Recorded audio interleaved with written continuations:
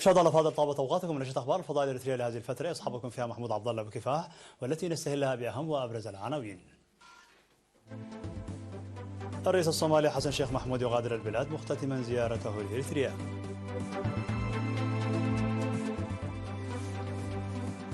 إدارة الإقليم الأوسط تؤكد الدفع ببرامج صيانة التربة وحفظ المياه. أنشطة زراعة البساتين في مديرية هيكوتا تسير بشكل جيد.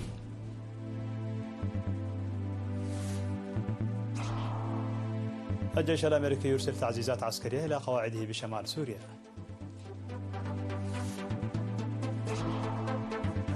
الصين تكشف عملية تجسس بريطانيا.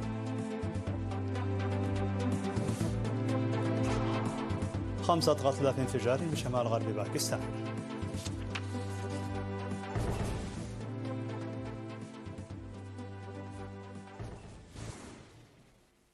مرحبا بكم من العناوين إلى التفاصيل. غادر البلاد اليوم 9 يناير رئيس جمهورية الصومال الفيدرالية مختتما زيارته لإريتريا التي استغرقت يومين، وبحث فخامته خلال زيارته العلاقات الثنائية مع الرئيس السياسي أفورقي والقضايا الإقليمية والدولية ذات الاهتمام المشترك.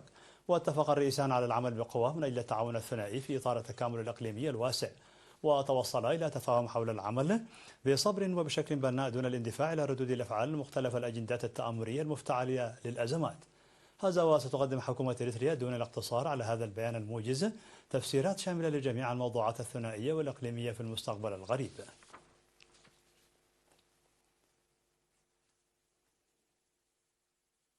أعلنت إدارة الإقليم الأوسط العمل المتواصل لصيانة التربة وحفظ المياه باعتباره العامل الأساسي لرفع الإنتاج الزراعي وضمان ديمومة التنوع الأحيائي. وأوضح ممثل قسم صيانة التربة وحفظ المياه في الإقليم المهندس مسلم برهاني بناء المدرجات في مساحة حوالي 1750 هكتارا، وصيانة مدرجات في مساحة 4292 هكتار، وبناء وصيانة حواجز مائية بالحجارة سعة 9264 متر مكعب عام 2023.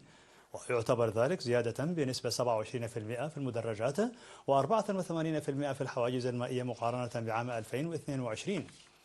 وأشار إلى بناء المدرجات الحوضية في مناطق التشجير في مساحة 332 هكتارا وصيانة 203 هكتار من المدرجات الحوضية. كما أوضح حجز 133 خزانا كبيرا وصغيرا في الإقليم الأوسط لكميات كافية من المياه خلال أشهر الخريف.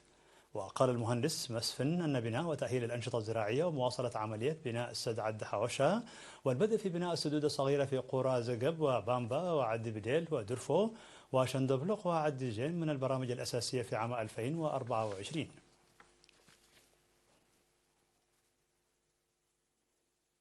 أفادت إدارة مديرية هيكوتا تطور زراعة البساتين في واديي القاش وقراشة. وأوضح مسؤول وحدة التنمية الاقتصادية في إدارة المديرية المهندس داويد برهاني لوكالة أنباء إيرينا أن المنطقة مناسبة للزراعة المروية، وأن منمو الخضروات والفواكه يسهمون بدور كبير في تلبية متطلبات أسواق المنطقة. كما حث المهندس داويد المزارعين للتوقف عن استخدام المبيدات والأسمدة الكيميائية واستخدام المبيدات والأسمدة الطبيعية بدلا منها، وتبني أساليب رفع الإنتاج في جهودهم لتعزيز المساهمة في ضمان إمدادات الخضروات والفواكه. من جانبهم أوضح المزارعون بأنهم وصلوا إلى مرحلة إنتاج وفير في الخضروات والفواكه من خلال الزراعة 4 مرات في العام. أجرى فرع وزارة الثروة البحرية بإقليم جنوب البحر الأحمر مباحثات حول تعزيز أنشطة الصيد في مديرية عصب. وقال رئيس الفرع حسين معاوية للصيادين والأعضاء أن هنالك خطط للعمل بشكل جدي على زيادة الدخل من خلال تحسين الكفاءة الشاملة للصيادين هذا العام والحفاظ على البيئة ومواردها. وحث السيد حسين الصيادين لحسن استغلال المساعدات المادية والمالية المقدمة لهم وسداد القروض في مواعيدها، مناشدا إياهم لإيلاء السلامة الأولوية أثناء عملية الصيد. ودعا أعضاء الفرع إلى الجدية في عملهم مدركين نقاط القوة والضعف في العام الماضي. قدمت دعوة في مديرية قلوج لتعزيز وزيادة دور المعلمين في الجهود المبذولة لتدريب الشباب بشكل كفؤ وصحيح.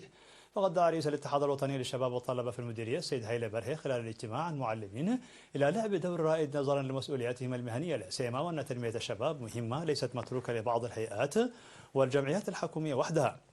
وحث مدير المديرية السيد دسيزر ميكائيل المعلمين على أن يكونوا قدوة ويساهموا بشكل كبير في بناء شباب يتحلون بالأخلاق الحميدة وحب العمل والمهن إلى جانب تعليمهم الأكاديمي.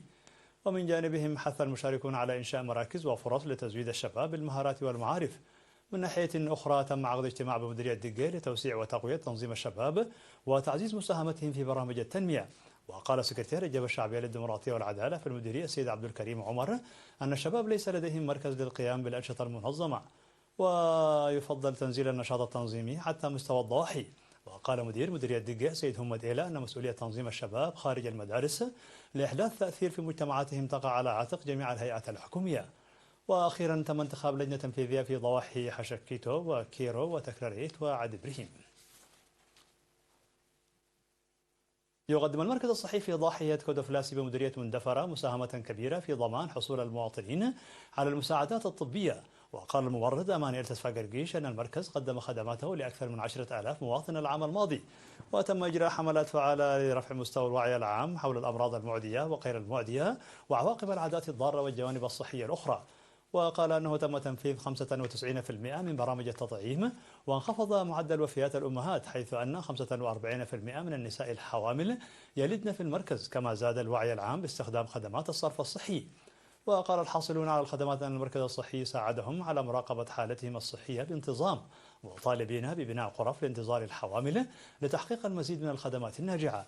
وقال برخت كستي مدير ضاحية كودوفلاسي أن المركز الصحي يقدم الخدمات للقرى الأخرى إلى جانب ضاحية كودوفلاسي. هذا وتقع كودوفلاسي على بعد حوالي 5 كيلومتر شرق مدينة مندفرة. تفضل فاضل، كانت هذه الأخبار الداخلية. فاصل قصير ونوافيكم بالأخبار العالمية.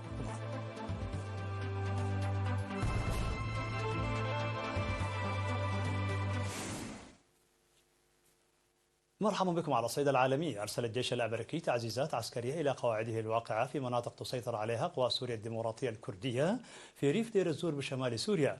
وأفادت مصادر محلية للأناضول بأن تعزيزات دخلت من العراق خلال اليومين الأخيرين باتجاه القواعد الأمريكية في الحسكة ودير الزور. وأوضحت أن قافلة التعزيزات تضم نحو 15 عربة وتحمل معدات ومستلزمات طبية دخلت من معبر الوليد الحدودي إلى الحسكة.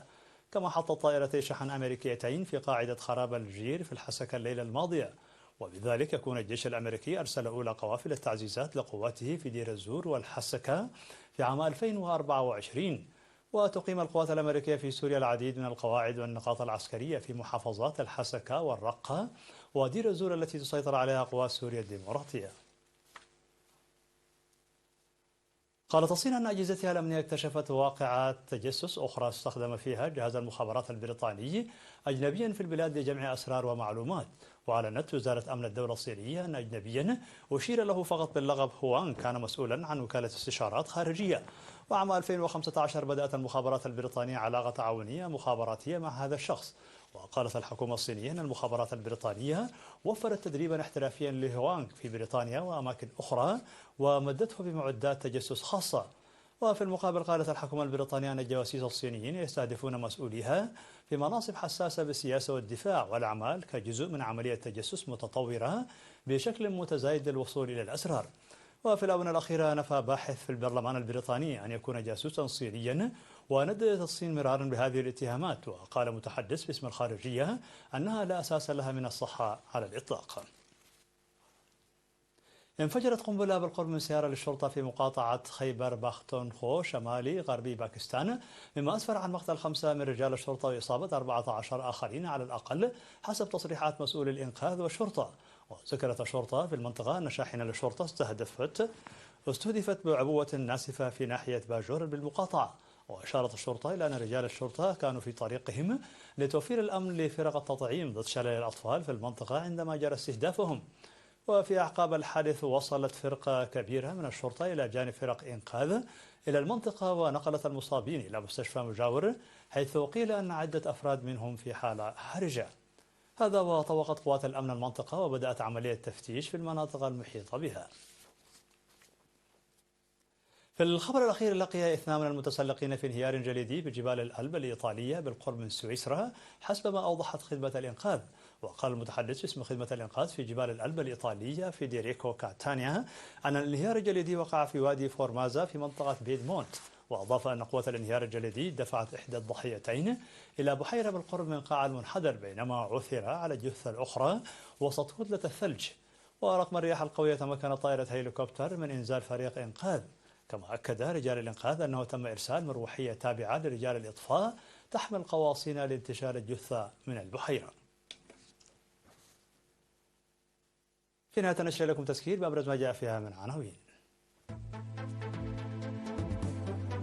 الرئيس الصومالي حسن الشيخ محمود يغادر البلاد مختتما زيارته لإريتريا.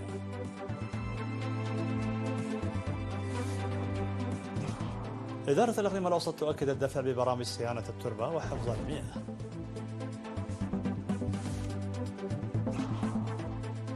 أنشطة زراعة البساتين في مديرية هيكوتا تسير بشكل جيد.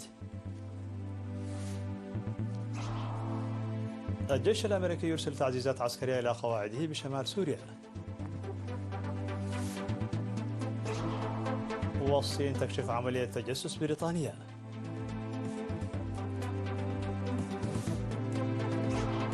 خمسة قتلى في انفجار بشمال غرب باكستان.